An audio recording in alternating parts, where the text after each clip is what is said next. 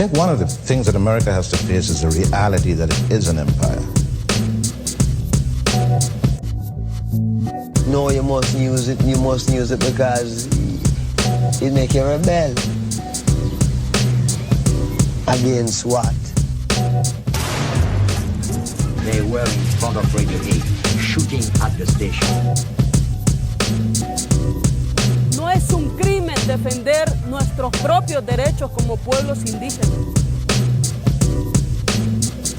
Greetings and blessings. You're listening to a spooky October edition of the Travelogue Media Podcast. I'm Jason Claral, podcasting from Quetzaltenango, Guatemala. Thanks for listening.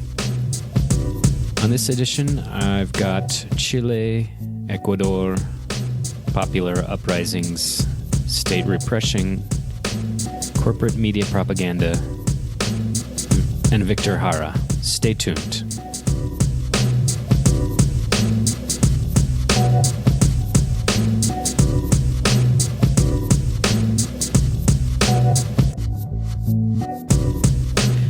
So the last time you heard from me was on International Podcast Day, which I'm grateful for. It's quite a remarkable feat, actually. Basically, it's 24 hours of live streaming featuring 1-hour sessions from podcasters all around the world talking about a wide range of subjects related to the industry. So yeah, it's really amazing. And if you have your own podcast or if you're thinking about starting one, I definitely recommend checking out this year's YouTube playlist. I'll post a link to that in the show notes in case you're looking for some inspiration for your own podcast. So, okay, now I didn't have a guest for the IPD 2019 edition, and I don't have a guest lined up for this show. Well, a couple of things, really. One, I'd just like to give a great big heartfelt shout out to everyone who's been on this podcast. I've really had some wonderful people on, and I just want to take a minute and say thanks. Yeah, baby, that's for you. The second thing is, even though I'm always reaching out to potential guests, sometimes it just ain't happening. Like right now, for instance. But I want to think about these moments not as problems, but as opportunities to try some new things. So if I don't have a guest scheduled, I'll do my best to bring you something new and interesting. All right, so before I do anything else, I should mention an important historical note since I'm here in Guatemala. On October 20, Guatemalans celebrated the 75th Revolution Day. October 20, 1944 marked the beginning of the revolutionary period that lasted until 1954, when the CIA, fearing a communist invasion, orchestrated a coup which ushered in a series of military dictators much friendlier to the interests of the United Fruit Company, El Pulpo, or the octopus. So if you're interested in learning more about the CIA's involvement in Guatemala in the 1950s, check out a book called Bitter Fruit by Stephen C. Schlesinger and Stephen Kinzer. Of course, I'll leave a link to that in the show notes. Okay, so on this episode, I'd like to share some articles dealing with the popular uprisings in Chile. Yeah, give it up for the Chilenos. And in Ecuador. Yeah. And state repression, the IMF, and neoliberalism. Yeah. Yeah, it's really pissing off a lot of people in Latin America and elsewhere in the world for that matter. Anyway, the first article I'd like to share comes from FAIR. That's Fairness and Accuracy in Reporting.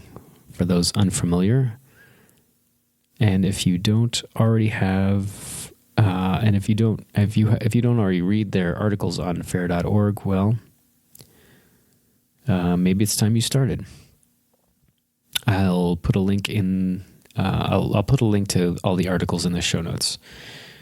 Right. So the first article is Whitewashing Neoliberal Repression in Chile and Ecuador. And it's by Lucas Kerner. He begins, throughout Latin America and the Caribbean, people are rising up against right-wing U.S.-backed governments and their neoliberal austerity policies. Currently in Chile, the government of billionaire Sebastián Piñera has deployed the army to crush nationwide demonstrations against inequality sparked by a subway fare hike. In Ecuador, indigenous peoples, workers, and students recently brought the country to a standstill during 11 days of protests against the gutting of fuel subsidies by President Lenin Moreno as part of an IMF austerity package. One might expect these popular rebellions to receive unreservedly sympathetic coverage from an international media that claimed to be on the side of democracy and the common people. On the contrary, corporate journalists frequently describe these uprisings as dangerous alterations of law and order laden with violence, chaos, and unrest. So this is what I like about FAIR's analysis. You really start to see the agenda and the bias from corporate media. What's being labeled as violence, what's being labeled as state repression, who stands to gain, and so on. Kerner later continues, in recent days, Chileans have taken to the streets in mass demonstrations against the Piñera administration, following a further increase in Santiago's exorbitant subway fare. Beginning as high school student-led protests, the movement has escalated into a full-scale rebellion against the savagely unequal neoliberal order, prompting the government to militarize the streets and impose a curfew for the first time since the Western-backed Pinochet dictatorship. So, yeah, it's important to remember Pinochet was in power until 1990 with the support of the U.S. Kissinger was basically like, great job, guys. Keep up the good work. Kerner goes on to analyze the New York Times piece. But despite the article being headlined, "What You Need to Know About the Unrest in Chile," the Times did not find it relevant to mention anywhere that state security forces were currently maiming and killing demonstrators in the streets and allegedly torturing detainees. The dominant narrative fed to the public is that Piñera's government has been inept in responding to the protests, but never criminal or cruel. No Western newspapers have published scathing op-eds recalling Piñera a dictator and demanding their government take action to restore democracy, as they have done regularly in the case of Venezuela. Okay, so I'd also like to mention another piece by FAIR by Joe Emersberger, who was also featured on FAIR's podcast Counterspin, which I'll link to as well. His piece is called "Ecuador's Austerity Measures: Repression Based on Lies AP Happily Spread." I'll just read a few paragraphs. Bernie Sanders tweeted an Associated Press article in the LA Times about Ecuador's recent protests, in which 8 protesters were killed in 11 days. Economic elites keep pushing austerity worldwide, making unbearable for working people, Sanders declared. Unfortunately, that AP piece was itself a good example of how elites push for austerity. Under the headline, "Ecuador Deal Cancels Austerity Plan, Ends Indigenous Protest," the article claimed that former President Rafael Correa, in office from January 15, 2007 until May 24, 2017, left Ecuador deeply in debt.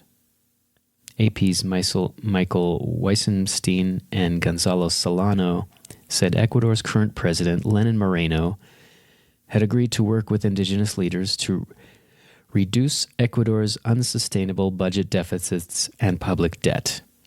In fact, Ecuador's government does not have a high debt load.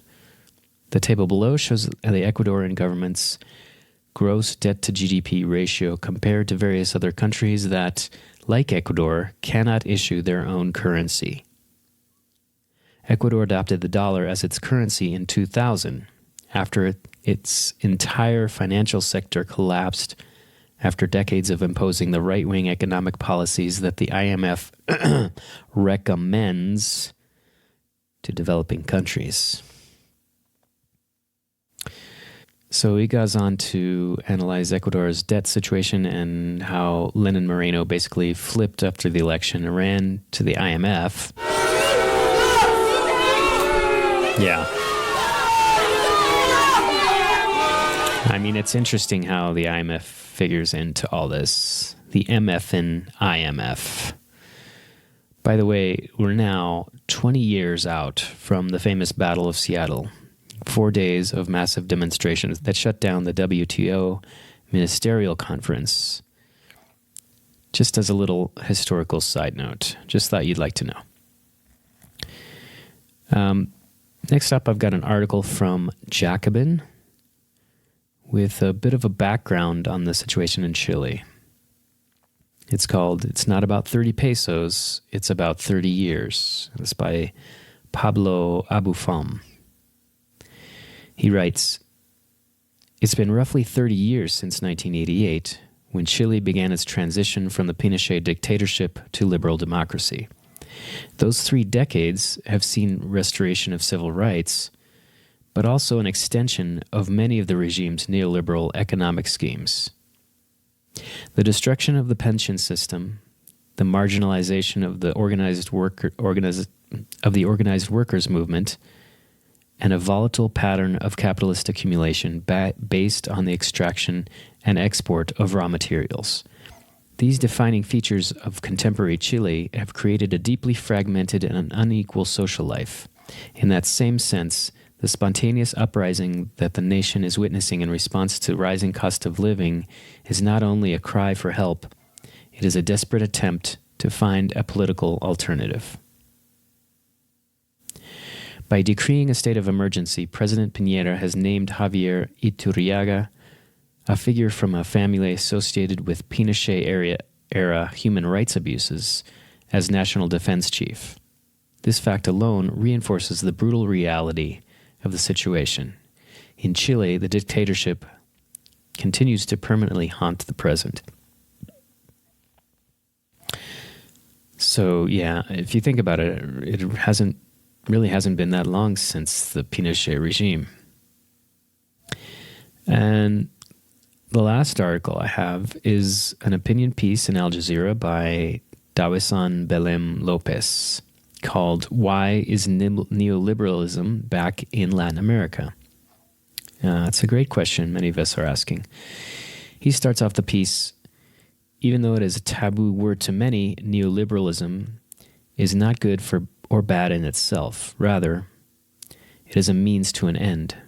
The state is purposefully reduced in its scope of action into a minimum by way of policies associated with fiscal austerity, financial deregulation, free trade, and the privatization of public assets, among others, so nothing can prevent the market and its profit-oriented agents from reaching a fair point of equilibrium between demand and supply. According to those who advocate such perspective, the state is nothing but a necessary evil. In Latin America, neoliberalism has been tried and has not worked. In fact, it has produced disastrous results. But instead of learning from past mistakes and seeking a different political direction, political elites in Latin America have started pursuing again those same neoliberal policies that failed so miserably in the past. Indeed. All right, it's time for a quick break. When we come back, a new segment.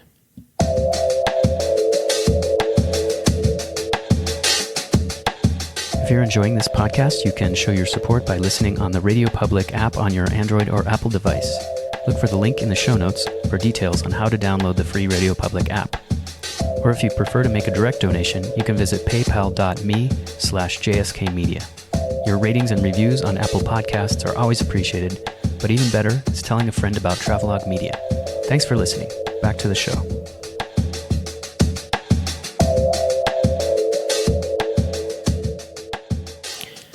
Okay, thanks for listening to the Travelogue Media Podcast. We're back for part 2, and I'm really excited because in this episode, you're about to hear the debut of my very special new segment called I'll Read Some Tweets. No smoke and mirrors here. Segment is exactly as advertised. I know how anxious you must be to hear, so I won't keep you waiting 1 minute longer. Here's the debut of I'll Read Some Tweets. I'll read some tweets. I know you've been waiting all week for this, so I'll read some tweets. All right, so welcome to this installment of I'll Read Some Tweets. First tweet comes from Max Blumenthal. Max Blumenthal, you may know him as the editor of the Gray Zone Project, co-host of Moderate Rebels, or you might know him as the author of The Management of Savagery, which I still haven't read. I would love to read that book. Anyhow, he tweeted, he was actually arrested. He tweets, I was arrested on Friday on a completely false charge manufactured by the Venezuelan opposition related to their siege of the embassy in D.C. I spent 2 days in jail, was shackled for extended periods, and was denied my right to call a lawyer. Here's the facts. And he links to an article in the Gray Zone. So follow Max Blumenthal for all kinds of good stuff. And it's just his name, Max Blumenthal. I'm not going to spell it. I think you can probably figure it out. The next one, this is a warning to me, to myself, and to everyone else who is on Twitter, how trickery and fakery abounds on Twitter, and there's all kinds of fake accounts. This one actually got me. It's from Robert De Niro.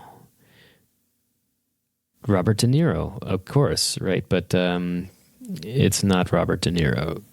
It is, according to the account, a parody account, fan account, commentary account, not Robert De Niro.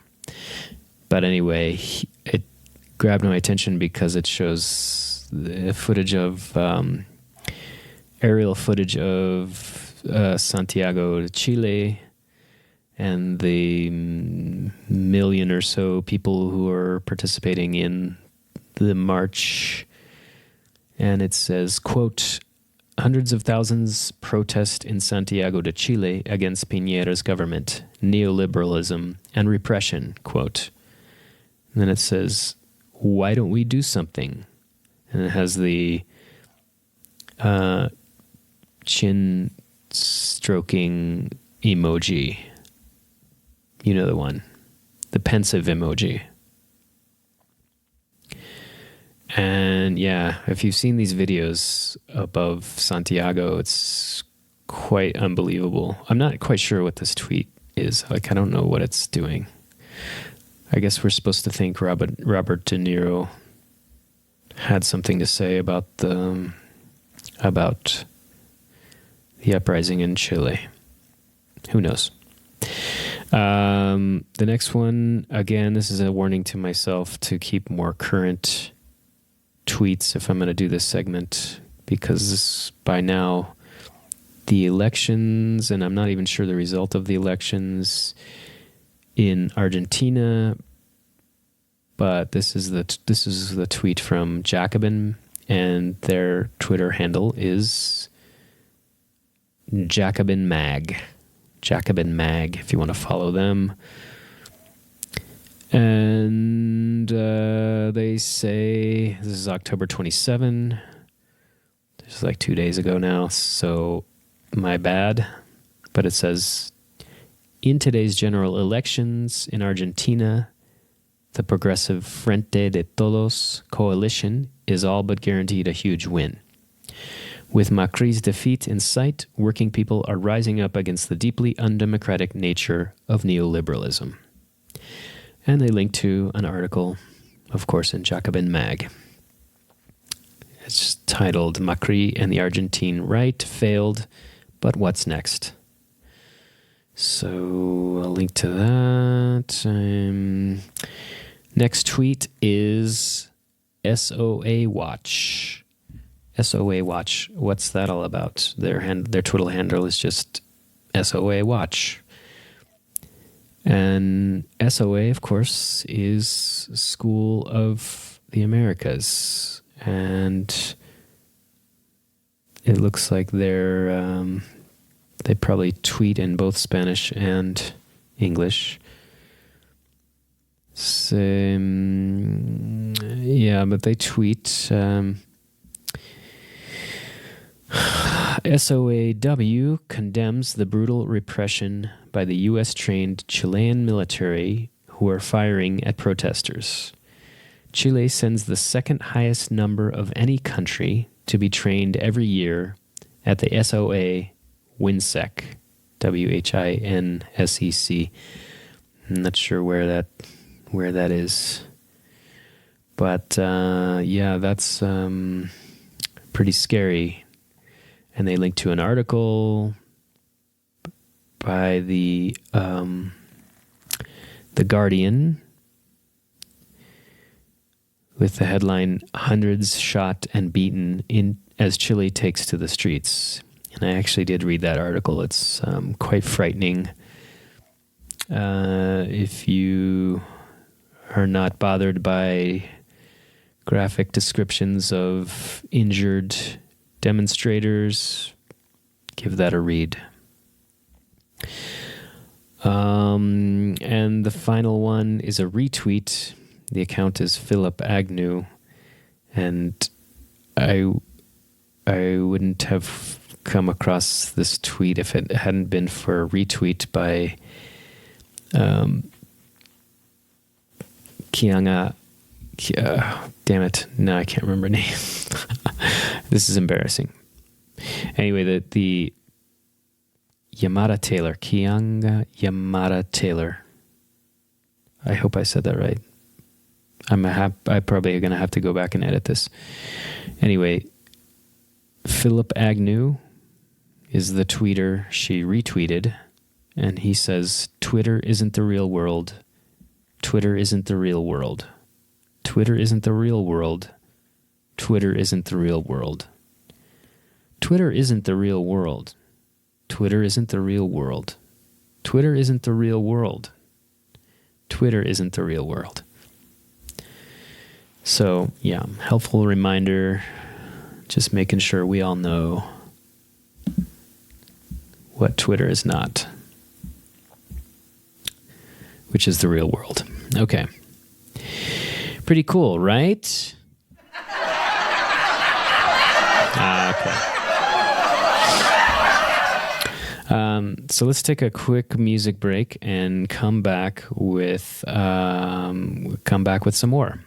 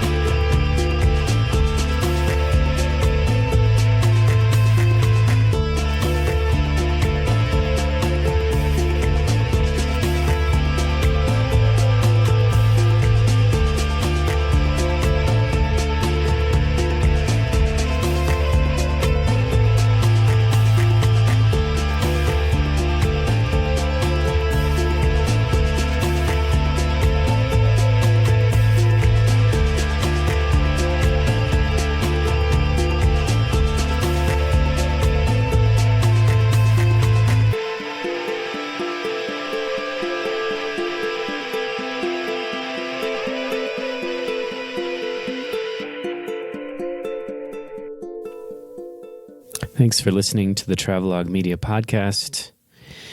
Now, since I've been talking about Chile on this show, it's only fitting that I introduce you to, if you don't already know, Víctor Jara. So this is from his Wikipedia page. Víctor Lidio Jara Martinez was a Chilean teacher, theater director, poet, singer-songwriter, and communist political activist tortured and killed during the dictatorship of Augusto Pinochet. He developed Chilean theater by directing a broad array of works, ranging from locally produced plays to world classics, as well as the experimental work of playwrights such as Anne Jellicoe. He also played a pivotal role among neo-folkloric musicians who established the Nueva Canción Chilena, New Chilean Song movement. This led to an uprising of new sounds in popular music during the administration of President Salvador Allende. Jara was arrested shortly after the Chilean coup of 11 September 1973, which overthrew Allende. He was tortured during interrogations and ultimately shot dead, and his body was thrown out on the street of a shanty town in Santiago. The contrast between the themes of his songs, which focus on love, peace, and social justice, and the brutal way in which he was murdered, transformed Jara into a potent symbol of struggle for human rights and justice for those killed during the Pinochet regime. His preponderant role as an open admirer and propagandist for Che Guevara and Allende's government, under which he served as a cultural ambassador through the late 60s and until the early 70s crisis that ended in the coup against Allende, marked him for death. In June 2016, a Florida jury found former Chilean Army officer Pedro Barrientos liable for Jara's murder. In July 2018, 8 retired Chilean military officers were sentenced to 18 years and a day in prison for Jara's murder. I'd like to play some of his music here, but I'd rather avoid any potential legal issues, so instead I'm just going to link to the YouTube video, which is a full concert in Peru in July 1973, just 2 months before his death. That does it for this episode of the Travelogue Media Podcast. Music for this episode by Septa Helix. Find Travelogue Media on Facebook, Twitter, Instagram, YouTube. Listen on Apple Podcasts, Google Podcasts, Spotify. And if you really love me, please download the Radio Public app and listen to new episodes there. And if you're a new listener and you listen to 3 episodes on the free Radio Public app, I get a bonus. It's a win-win. And of course, I'd always love to hear your comments. You can reach out at any time on social media or by email at podcast@travelogue.media. Que todo sea amor, walk tall, live free.